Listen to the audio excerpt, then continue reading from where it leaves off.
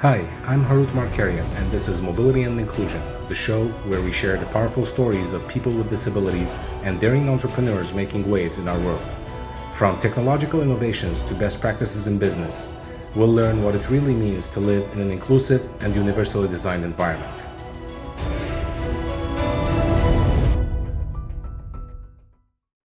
Welcome to a new episode of Mobility and Inclusion. In this episode, I sit down with my mentor and co-founder, Jeff Hoffman, when I participated in his mastermind, and we discuss my journey and how I came to starting the startup Markbotix and what we plan to do with it. So sit back and enjoy my interview with Jeff Hoffman. Hi, I'm Jeff Hoffman. I'm a serial entrepreneur and co-host of the Explosive Growth Mastermind. My guest today is Harout Markarian. We are going to tell you a fascinating story all the way around. Some of it that's not as relevant to your business, but still interesting. So let's start by just telling us a little bit about you and your background. Then we'll get up to your story with your grandmother and we'll move forward. But tell us about you. Sure. Growing up, my dad was a professional basketball player, so I kind of took that route. I didn't care anything related to any other topic. So my passion... And growing up where? Growing up in Beirut, Lebanon. I spent my childhood all the way up to age 23 there until I moved to the United States. But, I didn't care about anything else but basketball. So I, woke up thinking about basketball, went to school thinking about basketball. Clearly my grades suffered, but it was for me, nothing else mattered because that was the passion I wanted to pursue. And I got to play professionally for a short bit, which kind of quenched my thirst a little bit there. But for any athlete that aspired for greatness, that wasn't enough, of course. So you're playing in Europe? I'm in Lebanon, yeah. Oh, you play only in Lebanon? Only in Lebanon, okay. Yeah. I played in the professional league in Lebanon since I was 16 till 23. Okay. 23, then my parents decided to immigrate to the United States.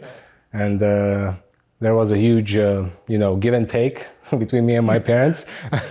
But ultimately I knew that, anything my dad said, it was for my benefit. Okay. So I just, came with them to the United States. And luckily, I was able to play junior college here in the United States at Pierce College, which was more or less enjoyable. Not the one of my... Did you go to college to play basketball, or did you play basketball so you could get the college education? You can lie if you want. No, the only reason I stayed in the United States is because I was playing college basketball. Okay. But it wasn't a pleasant experience. At that point, my basketball career was pretty much done, but I didn't want to admit it. I kept on pursuing it for a little bit, but never happened. So I just left it and pursued my engineering career basically after that. Okay. So because this will be relevant to what you're building now, talk about what you studied in engineering, what drew you to it, what you learned. I started with mechanical engineering. I came to the United States with the abysmal GPA, so I was able to pick that up to a very respectable place. I studied mechanical engineering, but I was just doing it to get that degree and be able to work like my parents wanted me to. Until my final year of my undergrad, when I started working with the robotic team at Cal State Northridge. That kind of shifted my entire world, and I fell in love for the first time for something outside of basketball. And I decided to pursue my master's. I did my master's in robotics. In robotics.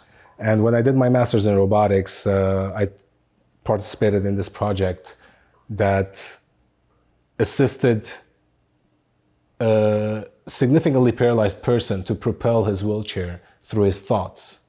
And that was the first time I said that one day I'm going to start a company that will build robotics, assistive robotics, to help people improve their... So let's dig a little deeper on that. First of all, what drew you to robotics? What got you so passionate about it?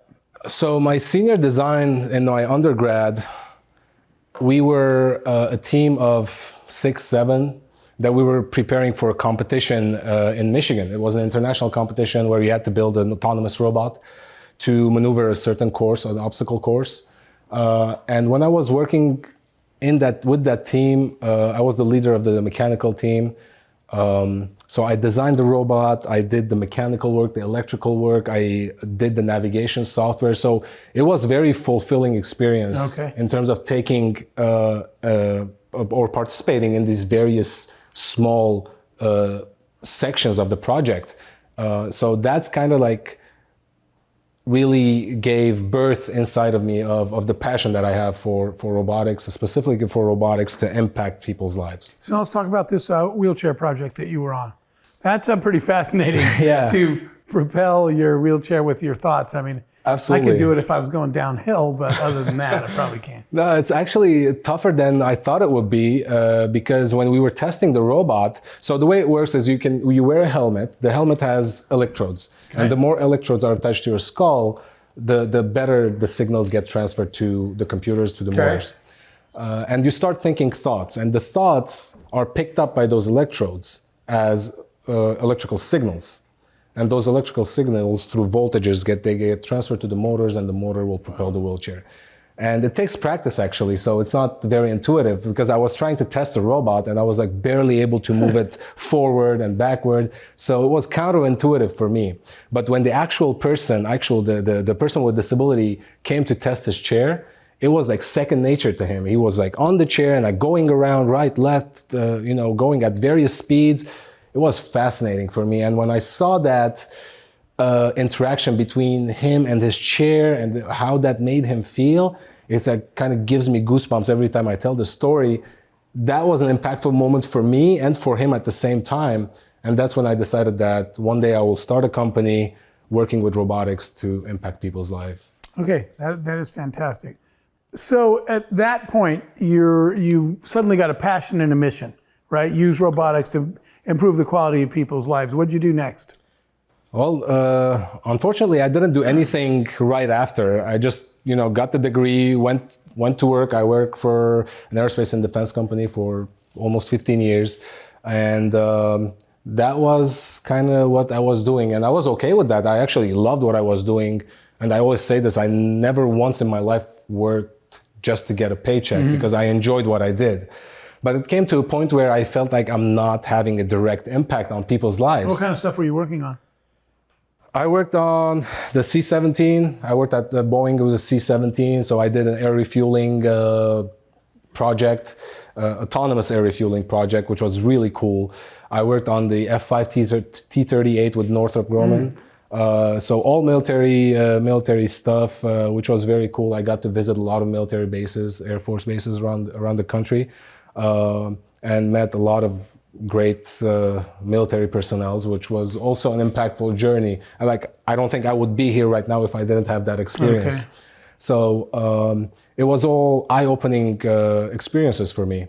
And most recently, I worked with hand controllers that operated heavy machinery for the military equipments. So, and I do have a patent in that with the company, of course, that I worked for.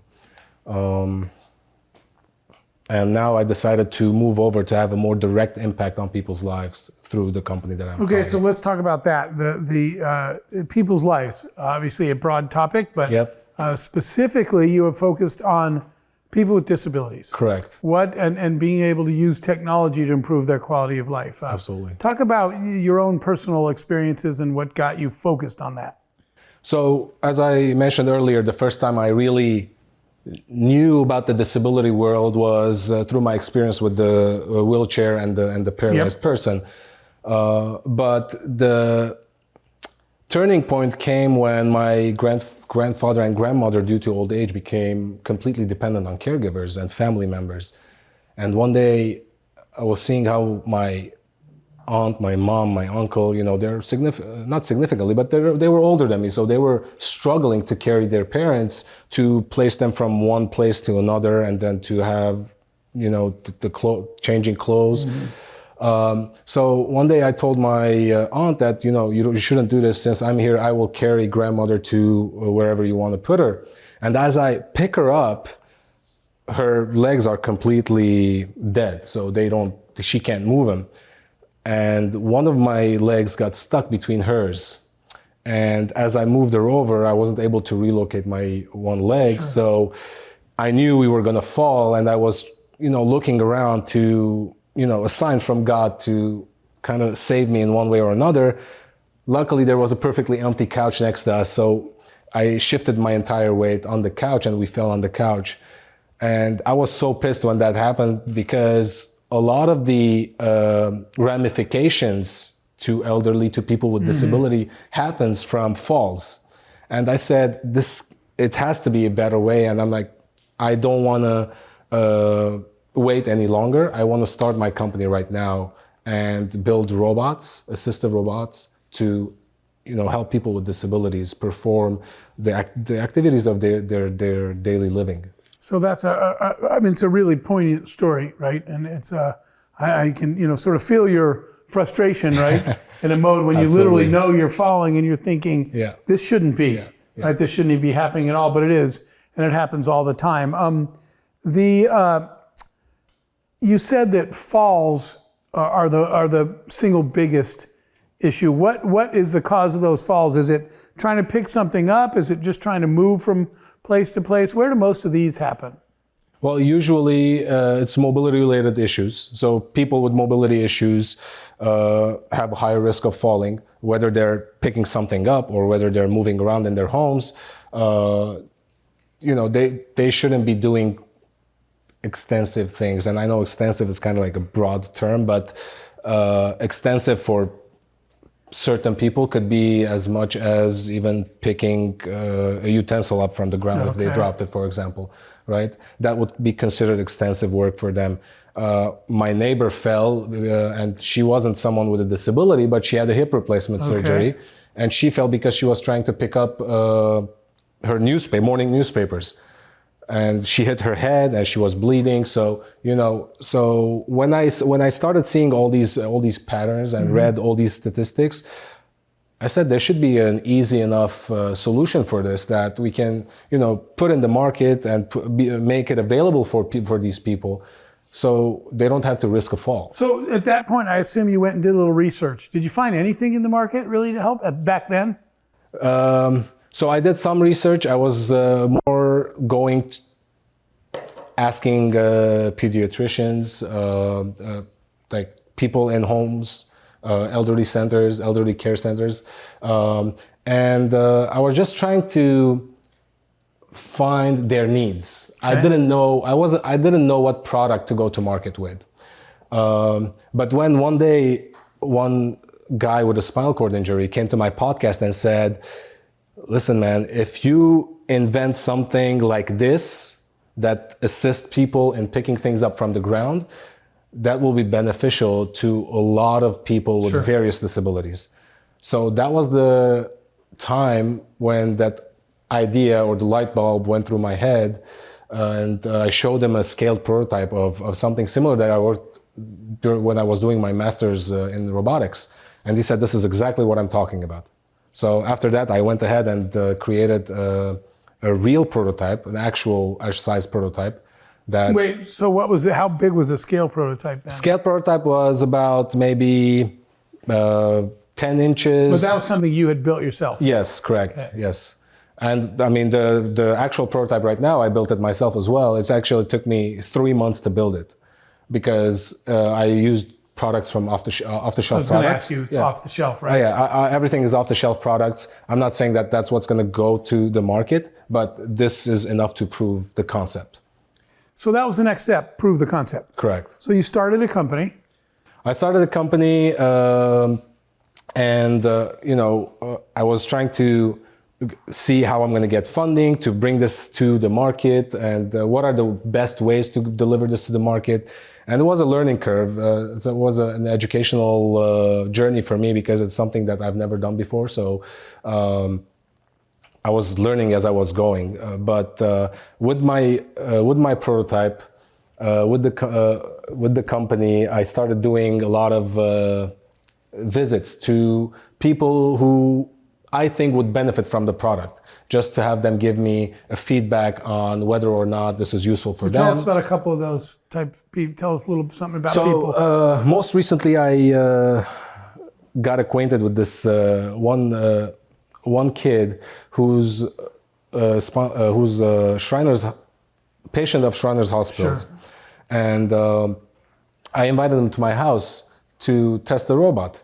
And of course, him and his mom came over, and they were testing the robot. And the fascinating thing was that even though I was testing the robot a month longer than he had been, he tested it in different ways that I would have never thought about. And that gave me a lot more feedback than I was hoping to get, or I expected, which is all good. And at the end, he said, "I wish I could take this with me," which is like, which is nice, also, yeah. it's like, it's good to hear, but at the same time, it's like, I can't give it to him. So it was like, it was a double-edged kind of sword there. But it was a verifying step for me, in terms of, okay, Right. I'm on the right track now. Now I need to do more of this to let people know about this product. And so the people can tell me what other features they might want to see in this product. Sure. In the test with this young disabled person, what was he doing? What was he testing? So he was testing grabbing things from the ground, from the table, where, if it's in the center of the table, he can't reach because he's on a wheelchair. So he was having the robot reach the center of the table and grab the remote control. We tried a water bottle. We tried random pieces of utensils that we put on the ground on the. Is it quiet? It's. I mean, the prototype is maybe more noisy than the final product. I was just wondering if you could send it in to get somebody's wallet or something, and then just wheel out. Well, you can probably do it. But the one thing that I still need to work on the prototype would be the end effector design, and that's where the gripping happens. And that's something I want to be specific to my company, because whatever is on the shelf, they're not the most efficient in terms of gripping. So I would want to spend time and effort on creating that. What is the interface? Talk about the interface between the user and the robot and what's required of the person using it. So before I talk about that, I'm going to say that I tested this robot with different types of disabilities. Okay, so that's why I was asking. Yeah, you can see where I'm going. Yeah, so I tested it with a blind person, with a spinal cord injury person, and with someone who had cerebral palsy. Okay. And they all benefited from it. But the interface, to your earlier question, is right now, as it is, I developed an app that interfaces with the robot via Bluetooth. So you just have the app on your phone. You can download the app on your phone or on your tablet, wherever you want it, and you can just maneuver the servos on the robot. And the blind version, you have a different. The blind version is voice commanded. That's what. Yep. Okay. The blind version is voice commanded, and there's a technology roadmap with this product. Meaning, I'm going to go with the basic field of view control to fully autonomous control, and in between there are other features that go in there, like voice command is one of them. Give me fully autonomous. Give me an example. Fully autonomous, for example, if let's say we dropped something that shouldn't be on the ground, Sure. right? As long as the robot is operational, it should detect that this piece of silverware or this wallet or this remote control shouldn't be on the ground. So it goes and picks it up and either delivers it to you, or if you have predetermined space, delivers it to that space. Okay, very, very cool. So what is next in your business? Let me ask you this first. How are you thinking about getting it to people? Through the healthcare system, directly to families?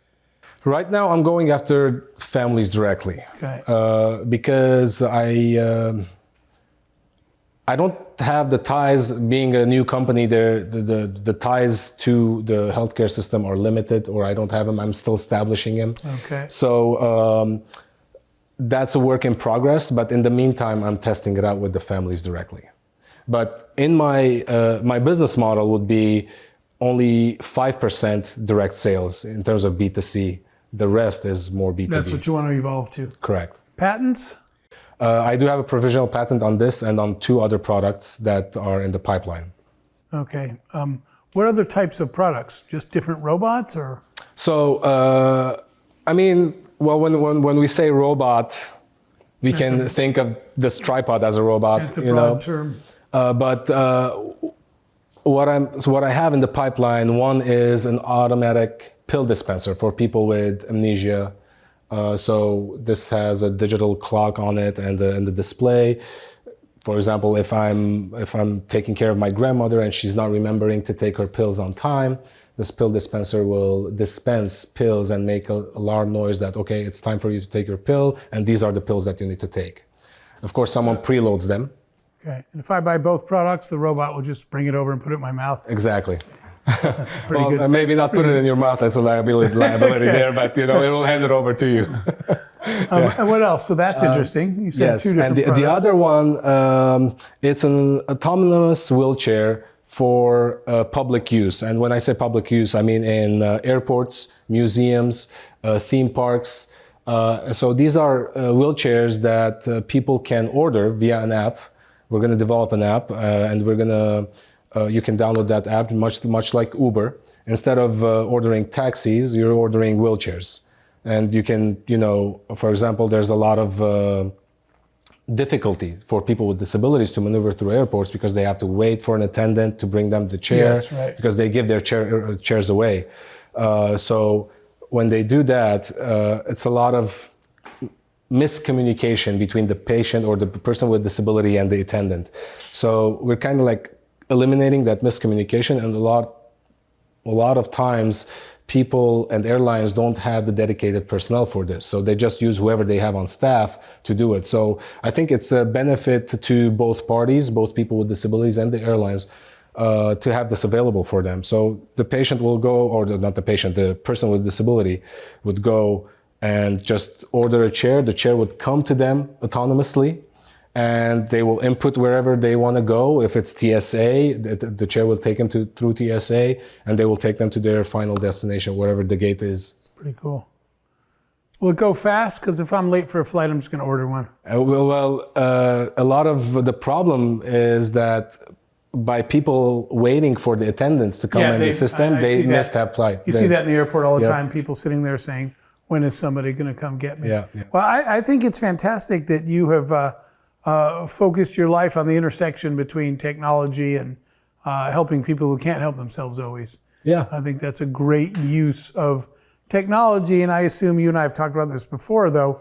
The next layer is the AI part, right? Mm-hmm. So that the robots keep learning how to better work with that individual customer as they go. So for example, the first product I named it Grace, the mobile robotic arm. When we go to the extreme of the technology roadmap, like the final end, that will have an AI incorporation to it, and it will classify your products or your pieces at home, and it knows what's what. It can differentiate a utensil from a remote control from a towel. So it knows what to grab, how to grab, when to grab, where to take it. So it's interesting. It's definitely an interesting technology. That's really, really exciting. Well, commend you very much for making this your mission. Thank you. It's going to change a lot of people's lives. If they want to find out more, they can go to my website, www.markbotix.com, and that's spelled MARKBOTIX.com, and they will have all the information from there. Okay, fantastic. Thank you so much for joining us today. Thank you so much for your time. All right.